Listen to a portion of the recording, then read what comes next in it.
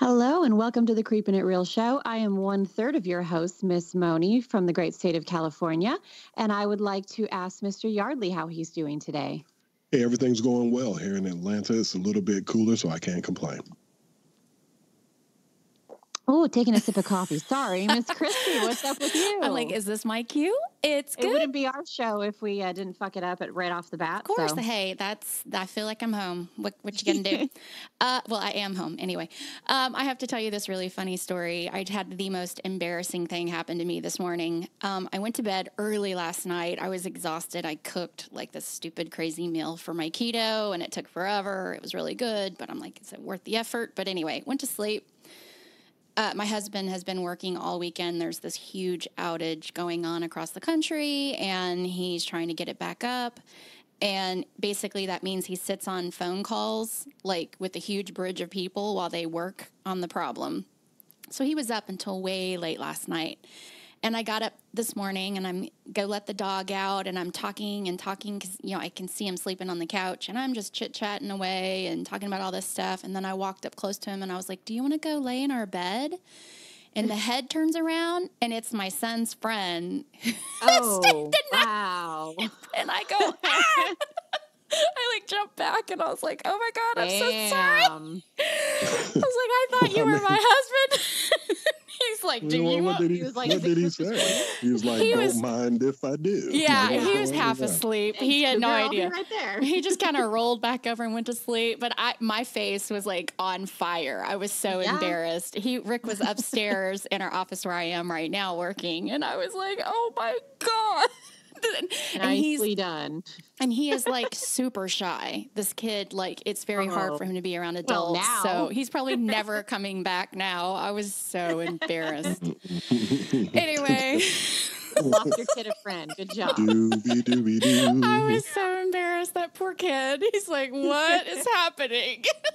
Oh my gosh. Well, on that note. Anyway, welcome to the Creepin' It Real show. Welcome to Creepin' It Real. We are creeping it fucking real right here. You're gonna see me in some mug shot. Yeah. Housewife proposes son's friend. Yeah. So we're going to dive into Chernobyl, some stuff that you probably do know about it, and a lot of things that I know I didn't know before. So hopefully it's new and interesting factoids for the rest of you. But before we get into that, we usually do our weird news, and Yardley has reviews from It Chapter 2.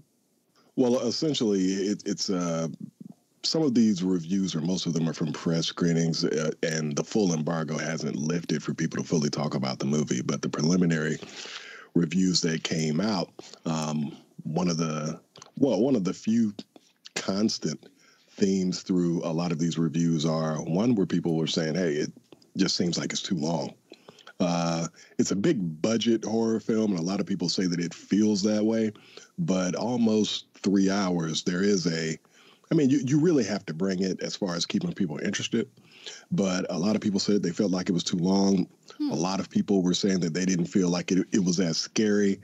But Bill Hader was one of the constants in a lot of the reviews. They were saying that he was the real standout in this movie. So it'll be fun to see. It'll be fun to see how he performs. And I saw a couple of people that were saying that they spend a lot of times going backwards to the Young Losers Club. Mm-hmm. To me, I think that's a bonus because honestly, I kind of like those kids from the first movie. Yeah. And I want more of that. I just didn't want this to be a movie where, any particular character or actor or actress kind of infiltrates it and makes it their movie with everybody else around it.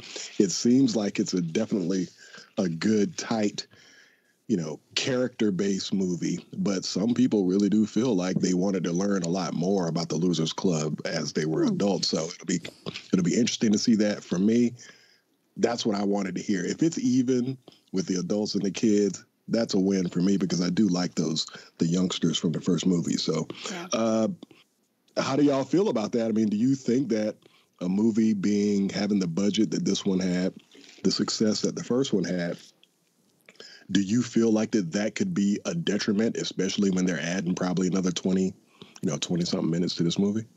I don't mind the length, but I don't know. I mean, without having obviously seen the second one yet, I don't know that we needed a whole lot more from the kids. I mean, having read the book, I still don't feel like, oh, there's so much missing from what the kids did that I need to see more of that. Like, I do enjoy them, but I'm also equally as happy to just kind of see what the actual next chapter of them as adults brings. I can't imagine. I mean, maybe I'm being a little too basic in my feelings about this, but it couldn't possibly be as bad as the first It series movie. So I'm going in with that kind of opinion on it, and I'm not going to. I mean, it does have Chastain though, so I know that could completely tank it. But honestly, like I just think sometimes people get. Like, it's a horror movie. I mean, calm down, people. You know, I enjoy it. Enjoy it for what it is. I mean, they did such a great job with the first one. I cannot possibly imagine they could really fuck this up, you know? So I think it's going to be fine. Well, the first It movie, the thing that was like a 3-hour miniseries. Yeah. Character development in that was light years better than what we got in the It movie. I mean, the It movie, they kind of switched around, you know, certain things that characters did, and they also didn't really get deep into it. Like, as cheesy as it was back then, remember, back then, even though it wasn't critically acclaimed, it was the best that I think that we could have expected for back then. Right. But the character development is just was so much richer, at least for me. Yeah. You know, watching it, but I'm with both of you. I definitely, you know, I'm excited to see it. I look forward to seeing it. But almost a 3-hour haul, that is a tough road to hoe, especially if you're not, you know, if the stories that they're telling about the Adult Losers Club isn't interesting enough, you know, to kind of, I just have a feeling this movie is going to kind of sink in the middle. Well, and I hope that that's not the case. And then, like, this brings up a great point. I mean, you can't complain about lack of character development, and then when they throw that in there, it gets boring because character development sometimes is not the exciting, scary horror piece of a movie. And then we complain because they do that and it's too long. It's like you either have to skip a lot of that really good character development to make a quick, scary movie, or you dive in deep and go, you know, into the stuff that might be like a yawn fest for some people, but you want to develop the characters better. So, I mean, and that was like the biggest piece of, and that's the thing about Stephen King novels is he has crazy long amounts of character development in all his books. The Stand, like the first half of that book was character development, and it's like the size of like 5 encyclopedias put together. So, it took me forever to get through that piece, but I'm glad that I did read it, because then when you go in and like the real stuff starts happening, it's so much more richer that way because you understand these people and you know where they're coming from. So it is what it is. I mean, we either complain that we don't have any character development, or they give it to us and it adds another hour to the movie. So, all right. I'm sorry. No, go ahead. A weird road to walk with a film like this, because they've already developed the characters, and most films benefit if you have 2 or more continuation of the same film. You've already set up the characters kind of in the first one, and then it'll have kind of a little bit less action or a little bit less horror or whatever. But then the second one, you can kind of make everything go boom, because now we already know who everyone is. And that's not the case when you're looking at people who were kids and had this whole new thing happen to them, and now how they're dealing with that as adults. Now we need to get to know them kind of all over again. Right. So. And there's a lot of them. Yeah. And there's a lot of them. If this was just 2 people, probably wouldn't have to spend that long amount of time going back and like trying to catch up with what everybody's been up to, what they're like now, how these things. And in the book, there's a huge piece that, because of the way the book is like the movie, it goes back and forth of what's happened to them since they had to move on with their life after facing something like that as a child. There's a huge, rich development of who these people are now and how they've suffered and how, like, internally they've, been scarred their whole life having to deal with something like that. So, yeah. Well, remember, though, but part of the thing with the book and in the TV show, but it was, the TV show, and I think there might have been some hints of it in the last It movie. Remember, the farther you move away from Derry, they forget everything that happened. So that's why it's important that they kind of focus on the adults a little bit more, in my opinion, because they all have to be brought back into the memory of Pennywise. And that's kind of the rule. The farther away from Derry you are, you totally forget about those experiences. Even though the trauma is on the inside, it might affect you. You're not necessarily remembering what the roots of that might have been. So that might be a reason why that they was kind of having a little difficulty, but we'll see in a week. I'm excited. I'm not going to get my hopes up. I'm not going to put too much into it. I didn't do it with the first one, and I'm happy that I didn't. I would have been surprised and happy regardless. But I've learned I don't want to beef anything up. I don't want to go into something, having high expectations, because no matter how good a movie is, it always seems to like tamper the, your reaction to it. True. Well, I'm just excited to go with a group of girlfriends, and we're in one of those crazy theaters that it like moves the chairs and all kinds of shit. So, what? What's that? Yeah. Apparently, like when the sound will play hard, and then things will vibrate, and the chairs will kind of move and stuff. Like they actually move the chairs or do like all kinds of effects around it. I've never heard of that. Is it like a 4D experience? Like a Universal Studios ride or something? Yeah, I'm a little bit like I might punch somebody if they come up to me or something during that. I'm not really sure, so we will see. That's cool. So I'm definitely going for the experience. Yeah, and it's only for the experience. It's $24 for obviously not that bad. Food and all that, but it's not bad. Yardley, do we have anything like that here? Hello? 4D. Hello? I was trying to get off mute. I think so. I just can't remember the theater, but it's called. You know how you'll see something that'll say, "Hey, you can see an IMAX, that RBX or RDX, whatever." Mm-hmm. It's called something, and I can't remember. There might be something like that at Atlantic Station. Here it's 4D because it's 3D IMAX, and then the fourth is all the stuff they do in the theater. So that's a little too extra. Just give me some good ass. Just give me some sounds and shit. You know what I mean? That thing seems like it's a buzzkill. Busy moms, and we're like, this is the only time that works, so I guess we're doing this. So. That would have been a great thing to go and see Godzilla in, because it is literally just destruction and constant chaos throughout the entire movie. So that would have been a vibrating seat. I could sign up for that. I could sign up for a vibrating seat. That's what I'm saying. I'm like, And on that note, sounds like a win-win. You actually have. What's that? I said it sounds like a win-win to me. Win-win. Yeah, I like it. Maybe got to get everybody else out of theater. Anyways, you have it-related weird news. I saw this. I've seen this story several times, and I'm like, okay, it's meant to be that I'm supposed to have this conversation. And then I saw what Yardley was posting, which was it, and I'm like, okay, this is perfect. So this mom claims that she saw a Pennywise clown doll suddenly appear in the trees in her backyard, and then it floated into her back garden. So you'll float too. Yeah. So then she grabbed it and set it on fire, which, fair enough, I would have done that too. Somebody finally did something that makes sense instead of selling it on eBay or something. But so she says she has 2 kids. She claims she saw a Pennywise clown doll suddenly appear in the trees outside her home, forcing her to set it on fire and sleep with a knife. And you can see a picture of the doll, and it has these weird symbols and letters and numbers on its forehead. And I don't think that's probably what the doll is supposed to have on it. I don't know. I never even knew they had these dolls out there. But she lives in New Jersey. She was in the backyard when she spotted the airborne soft toy cartoon version of child eating clown monster from It. That shit looks creepy. She grabbed she said she saw it floating through the trees and come and land in her backyard. I'm sorry, I'm kind of skipping through. Did a freaking bird die in midair or something, she thought at first, and then it came in at an angle, and she starts watching it. It didn't hit a single tree and went straight over, just cleared the gate and hit the pine branches and hit the ground. Upon inspecting the mystery object, she discovered it was Pennywise the clown. She said she read the book many years ago, but didn't immediately recognize the cartoon imitation of the evil clown, complete with costume, bloodied mouth, and menacing grin. She said it looked like weirdo occult satanic shit. Terrified, she dropped the toy and called out to her boyfriend. I turned it over and saw the face and let go of it immediately and yelled for Alex.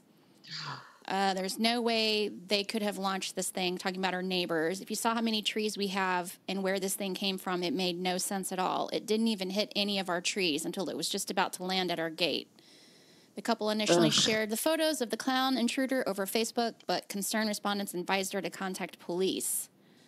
2 Harrington police officers came to the property that evening and recommended they get rid of the doll. You think? They wouldn't touch it. They were totally creeped out, too. It was so funny. She's saying that about the police officers. Eventually, Jensen used newspaper as kindling and set the clown on fire. She said she slept with a knife and bedroom door locked. I had a stick of sage and I lit that thing. I was walking around our whole entire property.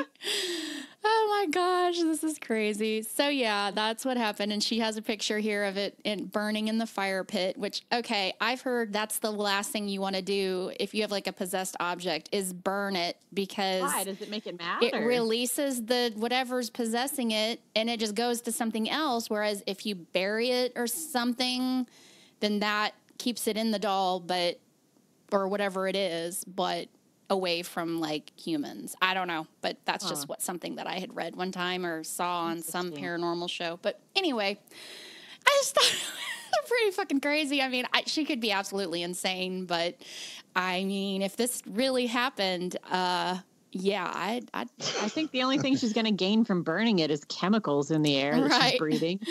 And it's pretty ridiculous because looking at the pictures that she posted, somebody could totally toss that doll through those trees. Loaded, I mean, she was high. Like she was high. Yeah, she was high. Some kid chucked that shit through the trees, and she made up the rest.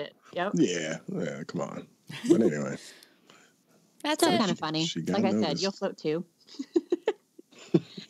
All right. Well, with that note, we're going to roll into our Chernobyl show, and you're going to hear a lot from me. And there's a lot of reading, so I apologize to my co-host in advance, but I cut as much as I could. There's a lot of really interesting stuff here. So some of our sources include the Smithsonian, New York Times, Business Insider, Newsweek, with the creepy and conspiracy theories coming from a Ranker article that was pulled from Reddit. So some background on the disaster. And I know Christy has seen Chernobyl on HBO. Yardley has not. Creepers, if you have seen that show or if you haven't, we highly recommend it. And also, though, you should hear some things today that are not included on that show. But to give some background, the largest nuclear disaster in history occurred 30 years ago at the Chernobyl Nuclear Plant in what was then the Soviet Union. On April 26, 1986, the core of a nuclear reactor on the plant opened during a routine safety test, sending plumes of radioactive material into the air. The explosion and subsequent fires burned for 10 days, releasing widespread contamination across Europe and Eurasia and injecting enormous quantities of radioactivity into the atmosphere. The International Atomic Energy Agency estimates that Chernobyl released 400 times more radioactivity into the atmosphere than the bomb dropped on Hiroshima in 1945. As you would imagine, there were political implications, especially thinking about that time just before the Cold War. The Chernobyl accident led to many political consequences, along with the health and environmental issues. Firstly, the accident prompted nuclear energy policy to arise as a significant public issue. It also led to a distrust between Soviet citizens, specifically those in the evacuated and nearby areas, and then President Gorbachev's regime. Doubt was cast on Gorbachev's legitimacy and ability to respond to the incident and protect the Soviet citizens. Before the accident, President Gorbachev had imposed the Glasnost policy in hopes to increase the transparency of Russian politics in the state, an area that had been considered blurry in the past. However, the Chernobyl accident caused a regression to old, secretive politics. After the incident, Gorbachev was criticized for hiding and delaying the relay of crucial information to Western civilizations. Along with a distrust in the Gorbachev regime, Chernobyl had large financial implications, ending any belief that the socioeconomic acceleration of the country was going to happen. So the combination of a loss of morale, lives, and finances has led many to consider the Chernobyl incident to be one of the commencing events that eventually led to the fall of the Soviet Union. Okay, in Chernobyl today, the sarcophagus is being dismantled and it's on the verge of collapse, which is kind of crazy because you have to think these things are so, I mean, it's just an ongoing process of bad news, it appears. It's terrifying. Yeah. So less than 2 months after the disaster, about 600,000 Soviet cleanup workers sprang into action to build a sarcophagus, or a massive covering of the reactor, to lock in radioactive materials like corium, uranium, and plutonium. The process exposed many workers to dangerous levels of radiation, and at least 31 people died of acute radiation sickness. The covering was designed to be sturdy. It relied on 400,000 cubic meters of concrete and about 16 million pounds of steel, but the construction was done in haste. As workers scrambled to contain the damage without getting hurt, they failed to seal off the building's joints.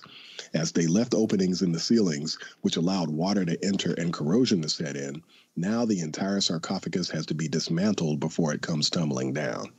The Ukrainian company that manages the Chernobyl plant, SSE Chernobyl NPP, said in an online statement that expert evaluations revealed that the sarcophagus had a very high probability of collapse. Only gravity has kept the structure tethered to its supporting blocks, the company said. So on July 29th, 2019, it signed a U.S. $78 million contract with a construction company to take the sarcophagus apart by 2023. Was there any word of like who that construction company was, Moni? Or I think it's the same company, the Chernobyl SSE company that manages the Chernobyl plant. Yeah, no, I'm not sure who the construction company is, but kudos to them because they all going to die. So. Yeah, that's crazy. So the construction workers will have to reinforce the sarcophagus while its parts are being disassembled with the help of robotic cranes. The pieces will then be cleaned and shipped off for recycling or disposal. The removal of every element will increase the risk of shelter collapse that in turn will cause the release of large amounts of radioactive materials, the company said in a statement.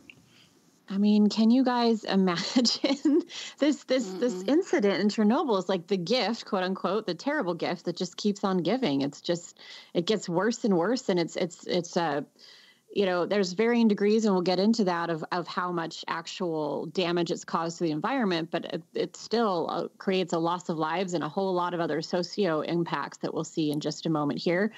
Christy, just because there's a ton of reading on your next one, I put myself next. So that's fine. Great. I'll prepare myself. Yeah, take a break. Have some coffee. Okay. Any radiation that gets released probably won't make its way into the atmosphere. For the past 9 years, workers have been building a 32,000-ton shell around the sarcophagus. Its parts were assembled in Italy, then delivered to the construction site via 18 ships and 2,500 trucks. Can you guys imagine just the scope of how much work they've been doing? The completed shell, known as the new safe confinement structure, was rolled into its final location in 2016, at which point it became the largest land-based object ever moved by humans. That's because the pyramids were moved by aliens, so duh. The structure was revealed to the public in July. It's expected to keep the area confined for another century, giving workers enough time to remediate the site. Once the sarcophagus has been dismantled, workers will begin the gargantuan task of cleaning up the radioactive waste that still lingers at reactor number 4. The process will involve vacuuming radioactive particles and clearing out the lava, which we'll talk about in just a minute, the lava mixture that formed when the Soviet workers dumped sand, lead, and boron into the burning reactor. These efforts are expected to last through 2065. This shit is still going. By that time, scientists estimate that radiation from the accident will have led to more than 40,000 causes of cancer. And I'm assuming that is just in humans, but I'm not positive because a lot of animals are getting weird cancers as well.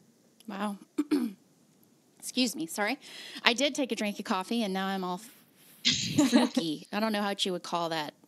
Like all yucky in my throat. Anyway, environmental impacts. Forests around Chernobyl aren't decaying properly. Although no one lives in the extensive exclusion zones around the epicenter, animals and plants still show signs of radiation poisoning. Birds around Chernobyl have significantly smaller brains than those living in non-radiation poisoned areas. Trees there grow slower, fewer spiders and insects, including bees, butterflies, and grasshoppers, live there. Additionally, game animals such as wild boar caught outside of the exclusion zone, including some bagged as far away as Germany, continued to show abnormal and dangerous levels of radiation. However, there are even more fundamental issues going on in the environment. According to a new study published by Ocleoglia, anyway, Sure. Decomposers, organisms such as microbes, fungi, and some types of insects that drive the process of decay have also suffered from the contamination. These creatures are responsible for an essential component of any ecosystem, recycling organic matter back into the soil. Issues with such a basic level process, the authors of the study think, could have compounding effects on the entire ecosystem. I mean, that makes a lot of sense. Something you never think about, though. Yeah. The team decided to investigate this question in part because of the peculiar field observation. We have conducted research in Chernobyl since 1991 and have noticed a significant accumulation of litter over time. They're right. Oops. They wrote? Sorry. Okay.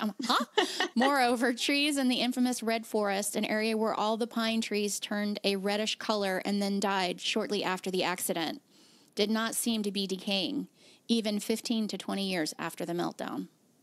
Wow.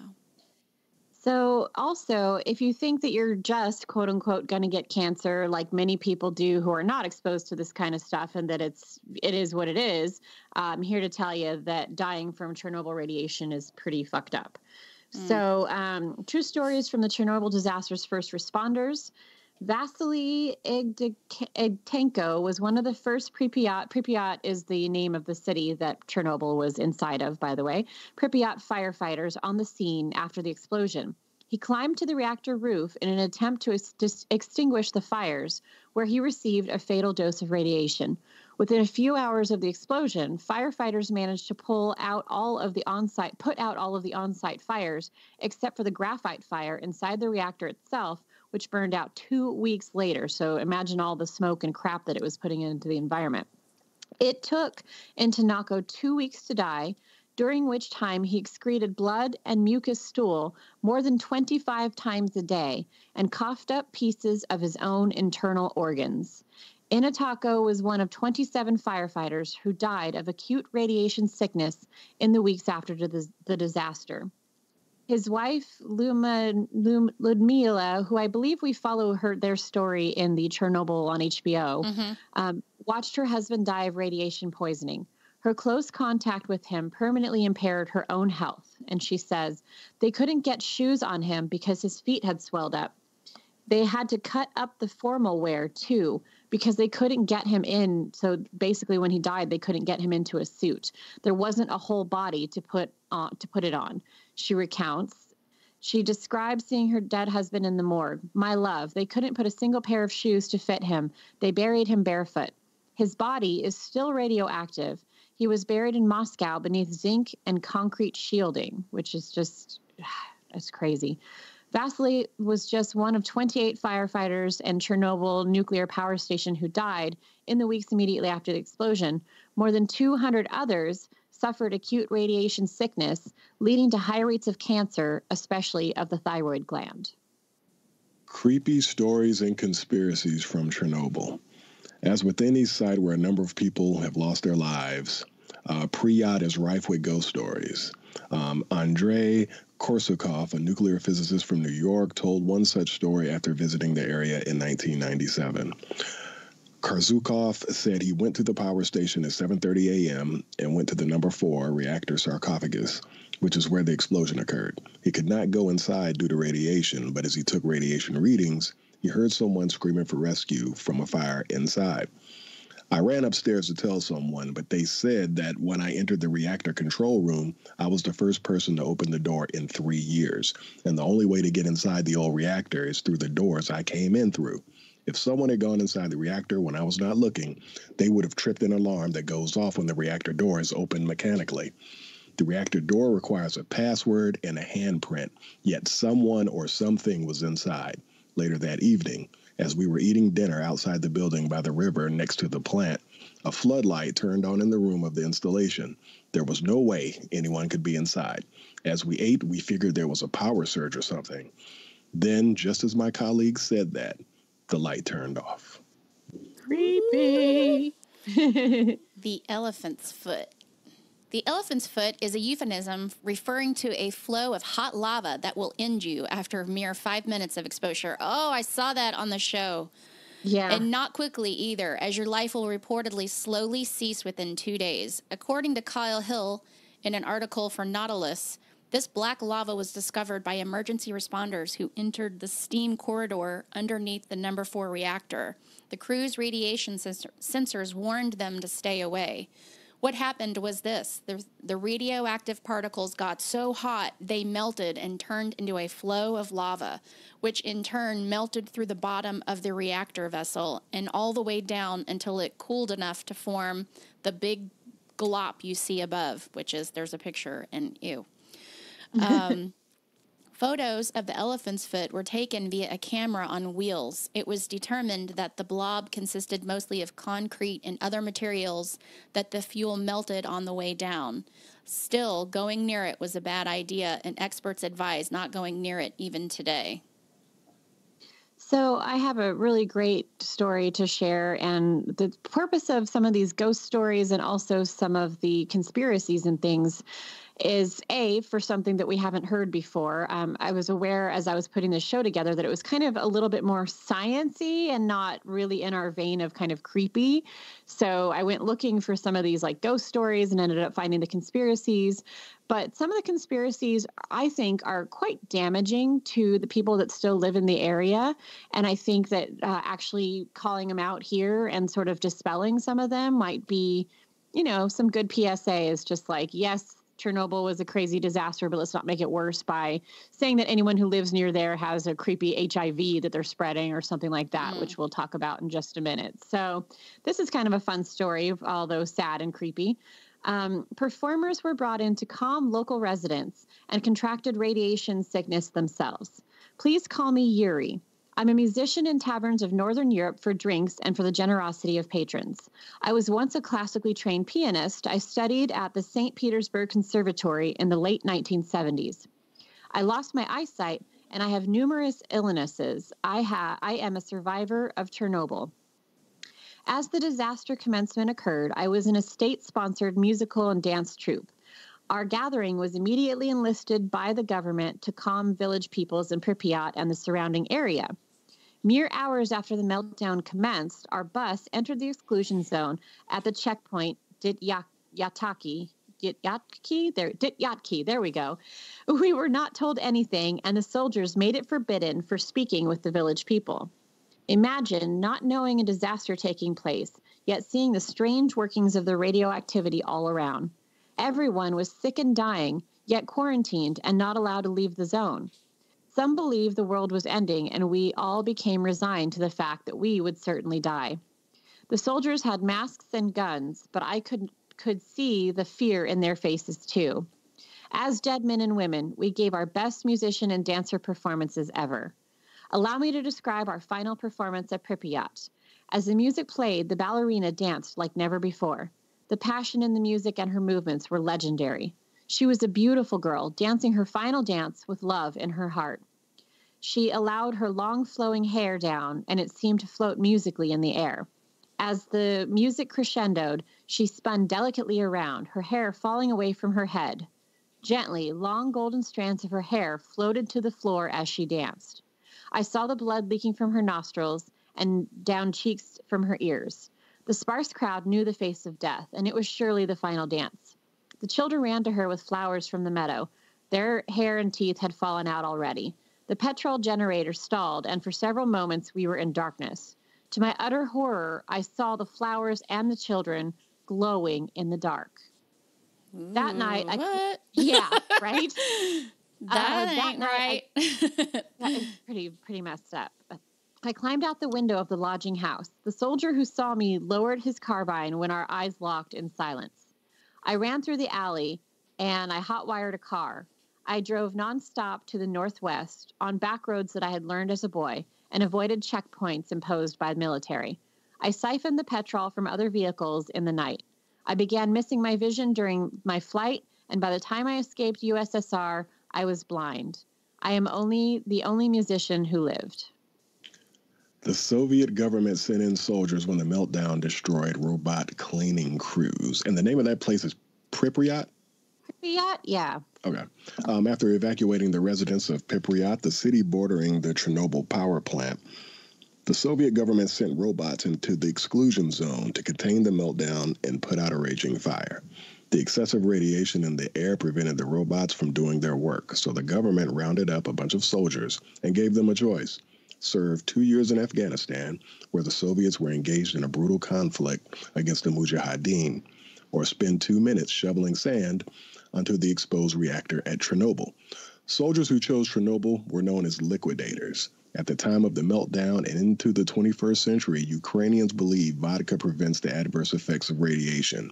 So liquidators typically took a shot of vodka and shoveled sand onto the exposed reactor for 2 minutes.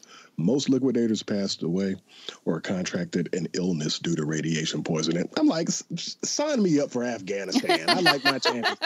Y'all are tripping. Like, I mean, the fact that the choice is so stark, like, what were they doing to, like, gas them up to choose to do that, though? Like, you know what? These people, and if you watch the show Chernobyl, these people basically were told that for their country, they're all very proud. They're all very patriotic. They knew when they were going in, a lot of them knew going in that they weren't going to survive, but it was either literally these people or 80 million people could be, die. It was, I mean, if you watch the show, it's shocking. I was just like glued to every episode. It is absolutely fascinating. And yes, like basically them sitting these people down and going, here's what needs to be done. You're probably not going to live. You might not even live to get the job done, but it needs to be done. Does the show, did a lot of people do it out of patriotism, or was there any additional incentive that the government was giving them to do that? Oh, they were getting paid well, so yeah. Okay. Yeah. Basically for their families, because they, they weren't going to make it. So it was fascinating. What about that conversation? Oh. Like your wife or your husband. Yeah, Like, you're my family. I'll give you lots of money because I'm going to die badly. Yeah, I'm going to take one for the team, but you'll be looked after well. That's got to be rough. Yeah. For sure. Oh, is it Christy? Sorry. I'm just listening to the conversation. The Chernobyl amusement park. Oh, I've seen lots of photos of this. The Pripyat Museum Park should have been the fun addition to the town. It was slated to open on May 1st, 1986, just days after the disaster. Oh, that sucks. Yeah. Obviously, the park would never open and has simply been left to rust. The amusement park had a Ferris wheel, bumper cars, and paratrooper attraction and swing boats. Even though the high levels of radiation still exist in the mossy areas of the park, it's a popular backdrop for ruin photographers. The park was also used as a setting in the game Call of Duty Modern Warfare. And we'll be talking about ruin photographers again in just a minute. But yes, I think a lot of us have seen pictures of that amusement park, and it's kind of a creepy, fun thing to look at. So the Blackbird of Chernobyl. According to legend, several people began to see a large winged creature with red eyes in early April before the Chernobyl disaster. The creature became known as the Blackbird of Chernobyl, and many have drawn parallels between this creature and America's Mothman. Both creatures were supposedly seen right before the disasters. The Mothman was spotted right before the Silver Bridge collapsed in Point Pleasant, West Virginia, a tragedy that cost 46 people their lives. They're also similar in appearance, large black winged figures with glowing scarlet eyes. Survivors of the Chernobyl disaster reported seeing the creature flying away from the reactor. I don't believe this, but it's still kind of interesting. So reports of the bird immediately stopped after the disaster, and those who believe that the bird was a paranormal entity regard it as a harbinger of terrible things to come, while others believe it was merely a black stork. So it's kind of like a Mothman. Mm-hmm. And actually, they said that that something similar was seen before Hiroshima, but who knows? I mean, if you're going to have, I mean, this is, of course, they're talking about before disasters, but if you're going to have any kind of monsters or crazy creatures happening, it's going to be in Chernobyl. I mean, hello. I mean, if I'm going to believe the stories, that place, I could believe it because of all the crazy ass. Who knows? Like, we haven't studied the effects that all this shit has on people or animals. I mean, who knows what the hell it could create? So. Hey, I'm gonna throw in my believe any conspiracy theory hat and go and be on the opposite side and it wouldn't be you without it. Exactly, so, it wouldn't be no fun if we just shit on everything. Right. Let's talk about Chernobyl's mutant animals. So many reports of deformed and strange beasts near Chernobyl can be found all over the internet, indicating that radiation had severe effects on the animal population. To be sure, some severe mutations were seen right after that accident. The piglet that is shown in a photo is called the Dippy-gus and is on display at the Ukrainian National Chernobyl Museum. It was born near the site of the explosion. I think everybody should get the Googles and kind of check that out because it's preserved pretty well. I don't know. What is that? Are those all legs coming out of it? Like, it's kind of hard to tell. Something? Yeah. I mean... Ugh. Looks like it melted. It's so sad. Yeah, it looks weird. So contemporary animals, however, are typically okay, even though their internal radiation levels are higher than most. They do not suffer significant genetic mutations, though some species have had issues. For instance, some birds have developed smaller brains, and some rodents have decreased litters or do not live as long. However, other animal populations seem to be doing better now than they were when humans were farming there before. According to a 2016 report, some species are actually increasing within the exclusion zone. Yet scientists continue to debate what the long-term effects of exposure will be for the animals that live there. So that'll be kind of interesting to follow up on like 10 years from now to really see what's going on. But it also goes to show you that, everything isn't negative, and we just probably don't even understand why some of these species are flourishing better while others seem to be going backwards. So I think that'll be an interesting study to follow. Absolutely. Yeah, I actually had trouble compiling this just because there were the differing opinions. I mean, we're only, quote unquote, 30 years out, and there's a definite flourish in everything from plants to animals out there. And they're citing that as being because there's just no human hand in anything anymore. So there's no humans wrecking everything else. However, I mean, it's still very measurable that everything is very radioactive. And so again, like you're seeing the forest not decaying properly, but maybe is it going to create a whole new ecosystem that actually works for the area? They don't know yet. They do know that they've seen, and if you've seen that kind of not that great movie, that's Chernobyl Diaries, where they have like the mutants running through and there's like a bear. They actually did. I couldn't watch it. I don't know why. It's not very good. I was like, come on. It just didn't work for me. But in the beginning, they show a black bear actually coming out of an area where don't really have them. They have actually put up cameras in the woods around Chernobyl and come up with animals that hadn't been seen in the area for a lot of years or that they didn't even think could be there. So there's kind of an interesting dynamic going on. Interesting. Well, my turn. And a generation of so-called stalkers romanticize the ruins. Oh, now see, I'm sorry, these people deserve whatever they get. Exactly. In 2014, Slate ran an extensive piece by Holly Morris on a subculture phenomenon known as stalkers. These young Russians and Ukrainians, almost all whom are men, romanticize the apocalyptic environment of the exclusion zone, the cordoned-off area surrounding Chernobyl. They sneak in, explore buildings, sleep in ruins, and even bring Geiger counters along to see how much radiation they expose themselves to on their journeys. I mean, do they think they're like the next Spider-Man or what? Stalkers take their name from characters in the novel Roadside Picnic, which was turned into a classic Soviet film entitled Stalker and directed by Andrei Tarkovsky. The term refers to thieves who sneak into zones harboring lethal phenomena, places to which authorities have forbidden entrance. Stalkers court danger by eating fruit that grows in the zone while sharing tales of ancestors, drinking vodka that was grown in the zone. Wait, what? No, that wasn't on there. I was just remembering our conversation. We would drink about it. We already vodka. figured that out. Tales of ancestors who lived and worked there when the disaster struck. They dress in paramilitary gear and wear gas masks, balaclavas, and other such covers over their faces. You gotta admit, though, if you were out somewhere where there's not supposed to be any people and someone shows up with a fucking gas mask on, you would shit yourself. Hell yeah. So, this one annoys me, and so I wanted to address it because, again, it's not bad to spell some of the more harmful rumors around the area. So rumors have spread that Chernobyl survivors and their families have some kind of contagious illness, Chernobyl HIV, that can be spread to others.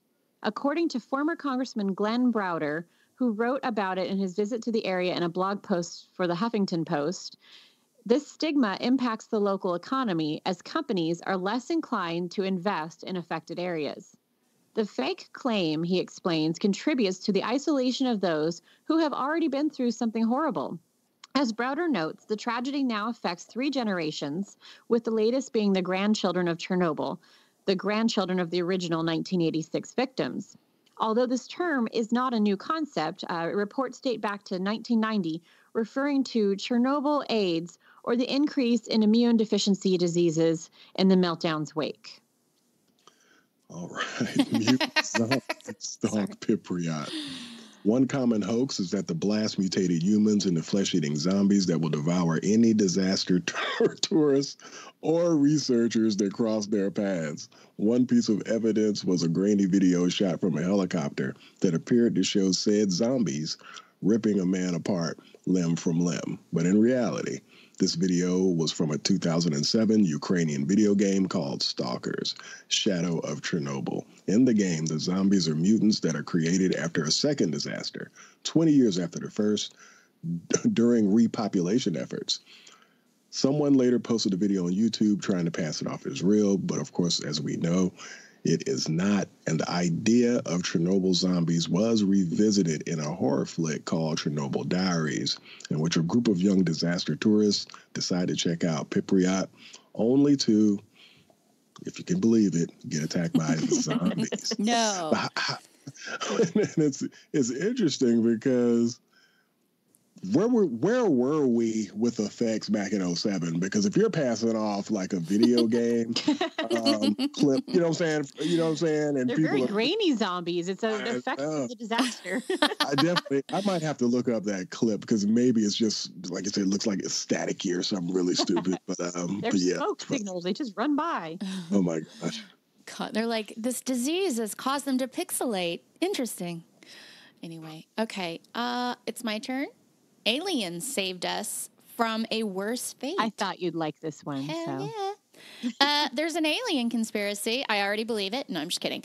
That revolves around Chernobyl. Not that aliens caused the disasters, but that extraterrestrials saved the human race from utter annihilation. According to the conspiracy, people spotted UFOs around the same time as the Chernobyl explosion. One witness reported seeing an object for about 6 hours. Those who believe that this object was both real and piloted by aliens suggest that the aliens helped tone down radiation levels, preventing an even larger blast.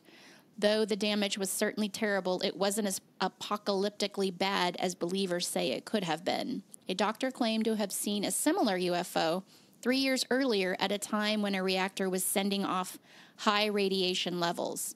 Similar conspiracies surround the Fukushima disaster. I mean, I'm sorry, but I'm open to believing that shit. They're probably like, look at these fucking idiots. Should we help them out a little bit? Like, God. So they don't kill off their entire race playing around with shit they shouldn't be?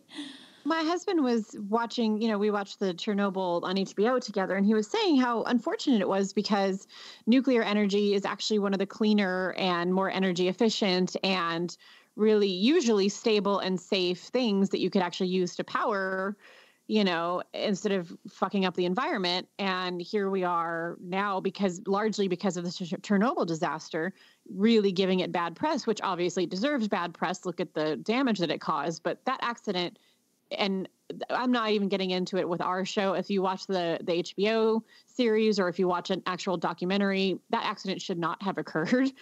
There was a lot of gross negligence involved in that. And had it not, we would have had some clean nuclear energy coming out of Russia, and none of this would have happened. A lot of bad deaths would have been avoided, et cetera, et cetera. So on that note, I actually follow some like a Twitter feed called Abandoned Places, and it's really kind of a cool, creepy, just to look at, I just think, or if you Google Earth search a place that like Chernobyl that doesn't have any people living there, and it's just kind of a creepy, ghoulish feeling to look at some of these things.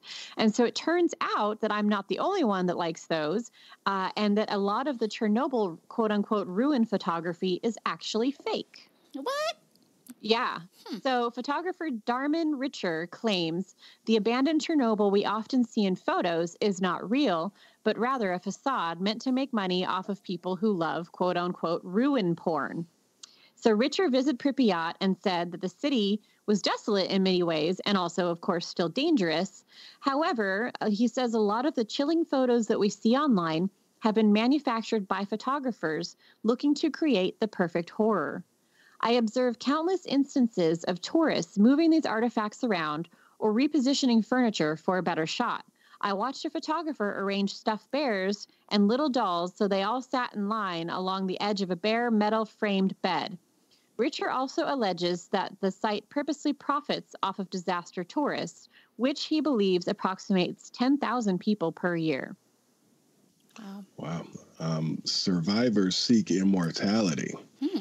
So a Russian scientist who managed to survive the disaster moved to a very small Greek island called Gavdos with 6 other Russian scientists. They easily made a home there, but some conspiracies suggest that the scientists actually went to the island in an attempt to seize control of the Earth or to become immortal. Gavdos has about 50 permanent residents, though it's a popular spot for tourists in the summer. In mythology, the island had been thought of as a real, what is that? What is it? How do you pronounce that? Ogia? I don't know. Ogia. Calypso's mythical land home where the sorceresses kept Odysseus captive for 7 years. Vice spoke to a filmmaker making a documentary about the immortality commune of Gavdos, who said that the scientists work on various inventions from inside a compound. They have 7 acres of land given to them by a priest, and they are kind to the residents of the island, often working on various projects free of charge. Some think that the Russian scientists are spies, while others think they've survived due to the island's healing properties. But the scientists themselves seem consumed with the idea of immortality and with Greek philosophy. They're even building a temple they call the Temple of Apollo. Fatalistic youth is an unexpected side effect of the meltdown. This is really sad. In a report entitled Chernobyl's Legacy, Health, Environmental, and Socioeconomic Impacts, Dr. Fred Mettler of the International Atomic Energy Association discusses a unique strain of paralyzing fatalism present in youth who grew up in the shadow of the nuclear meltdown. As Dr. Mettler explains, the population remains largely unsure of what the effects of radiation actually are and retain a sense of foreboding. A number of adolescents and young adults who have been exposed to modest or small amounts of radiation feel that they are somehow fatally flawed and there is no downside to using illicit drugs or having unprotected sex. It's estimated that the negative effects on mental health within the area outweigh the projected psychological effects of the meltdown. Wow. That is really sad. And that's it. Yeah. And before we jump into the next one, I just want to say, it's like, think about that. I mean, you could be totally fine, or you could die of a terrible, cancer, or you could have everything in your health could be related to that or not. Mm-hmm. There's so many questions involved in that it would be hard to know. And then you have to think about it. This is Russia. This is the Ukraine. These aren't areas of economic affluence, even in the best of times. And so you're basically a poor youth growing up in a pretty desolate area and who's probably going to get sick and die badly. So, I mean, you could use it, you could say it's an excuse, but it's also yet another reason for adolescence to be a hard time. Mm-hmm. And who knows what your parents' attitude are having seen it. I read the saddest tweet that kind of reminded me of it, that was basically like, why is everyone so down on millennials? They saw like however many people die on live television. Yeah. and nothing when they were age 10, and nothing ever got better from there. Yep. I mean, it's kind of the same. These people were born into like, well, you're probably fucked, and the fact that you don't have two heads when you're born is a good thing. So enjoy whatever life you have, So anyway, I just thought that was kind of interesting and something that we don't normally think about when we think about Chernobyl today. Yeah. So how long until Chernobyl will be completely safe? So the highly publicized number is 20,000 years, but that refers specifically to the elephant's foot, the highly radioactive remains of the reactor itself. In a broader sense, it's harder to pin down how long it will be until Chernobyl is completely safe. Experts estimate anywhere from 20 years to several hundred years because the contamination levels are not consistent in the surrounding areas. It is also tempting to compare Chernobyl to Hiroshima, which was the site of an atomic bomb attack, but is safe today. However, the radioactivity is completely different. A nuclear bomb is designed to release all its energy in a massive burst, and the radiation disperses quickly. In the case of Chernobyl, radioactive elements were scattered in an explosion. That means highly radioactive pieces of the reactor, for example, are embedded in the soil and continue to leak radiation into the surrounding environment. Wow. So can you live in Chernobyl now? And I posted a couple of videos for you guys, and one of them showed this old lady who has moved back to the area and basically says that A, this was the house that she was born and raised in, and so she's not leaving it, and B, that the whole thing is government bullshit, which, to be fair, again, we don't know what the exact side effects are. She's already 87 years old.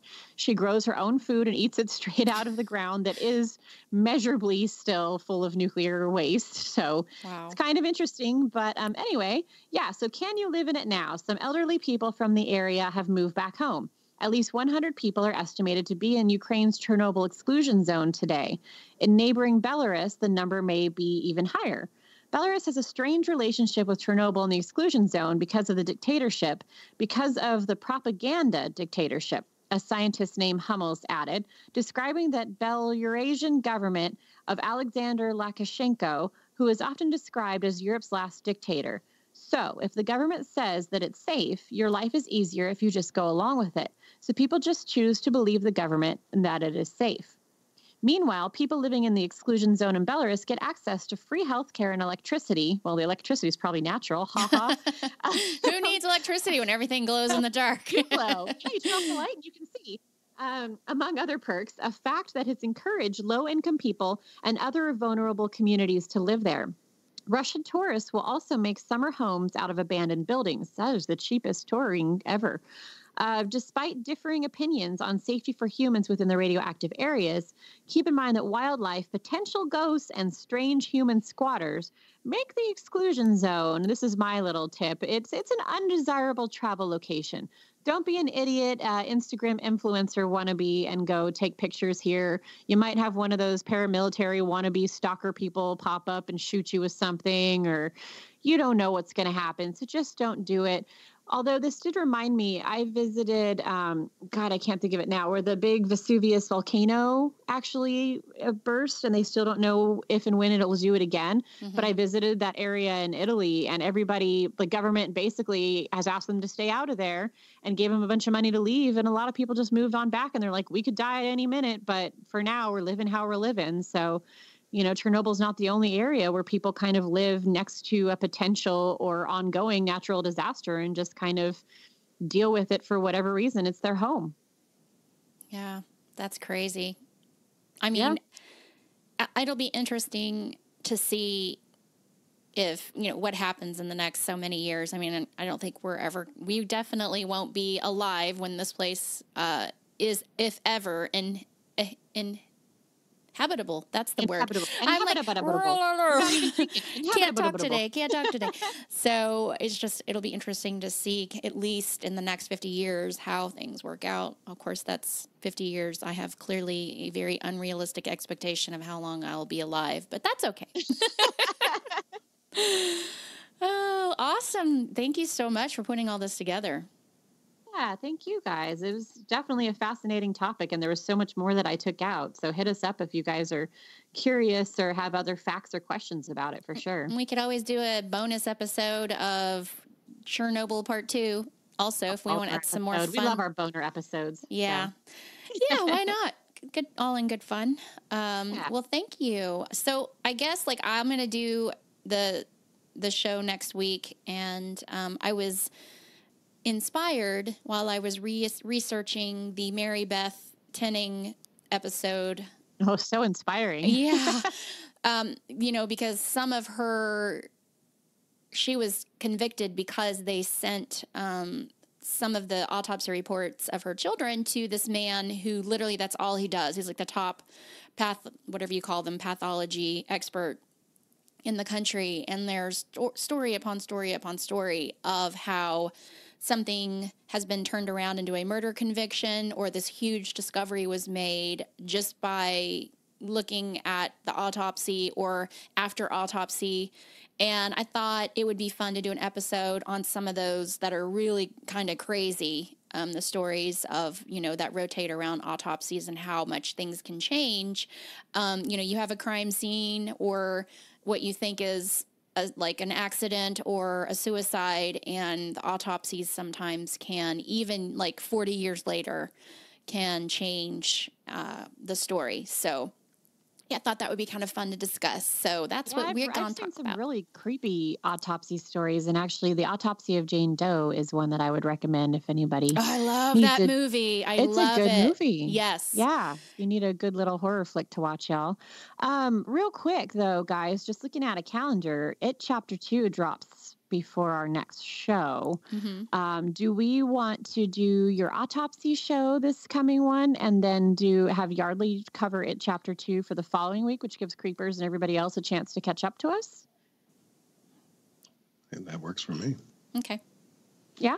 Okay. Sorry to talk shop while we're still recording. That's fine. That's fine. It works for me too. Yeah, the 6th is already the day. So yeah. Okay. Oh wait, that's 2 weeks. Oh, perfect. Okay. Nope, that's it. So we have the 1st will be yours, and then we will do Chapter 2. Sweet. Okay. Perfect. Also, real quick, this guy who broke his foot, he is dealing with exactly what I dealt with when I broke my foot last Christmas. It's incredibly difficult to heal a broken foot. It takes a long time. That's where my husband is right this minute, actually. I was in bed for over 2 months trying to deal with because your foot, you put surprisingly a lot of weight. It's a very active body part, and the very cast sucks. Yeah, the bones are very thin. They take a long time to heal. So the cast's hot. Yep. Yeah, so he's dealing with the same thing, and he's been really down, and I wanted to give him a shout out. He's been listening to us since almost the beginning, and he did message me and say that thanks to our show, it's helped him through this. It helped me through mine, too. As I was making the shows, when I had my broken foot, it was the one thing that I had that, I looked forward to as an outlet because I was stuck at home so much. So Cleveland, I hope you get better. And also wanted to say hello to his girlfriend, Unique. That is her name, and it is Unique for sure. So that's cool, yeah. Thank you guys for listening. We appreciate the support. And Cleveland, keep your head up. Don't get too down on yourself, and you'll be free soon. You might not walk the same again. I still haven't, but hey, it does make you thankful for just being able to be mobile after you've been down for so long. For sure. Yeah, can't wait to have you back in the game. Yeah. Yeah. Yes, he wanted me to tell Moni and Yardley hi too. So hi. He's a sweet guy. I don't follow a lot of people on Facebook that I meet through the show, but I do follow him, and he's hysterical. So feel better, buddy. Nice. So crazy autopsy stories next week. Shout out to some of our favorite fans. And what about our socials? Yardley, where can we find you? You can follow me on Twitter at militant_marker. And Miss Christy? I am on Instagram at creepinitchristy. And then I am on Twitter at Rebel Moni, and I am on Instagram at Moni Bear. And I think with that, we will be with you next week for autopsy stories. Keep it real, y'all.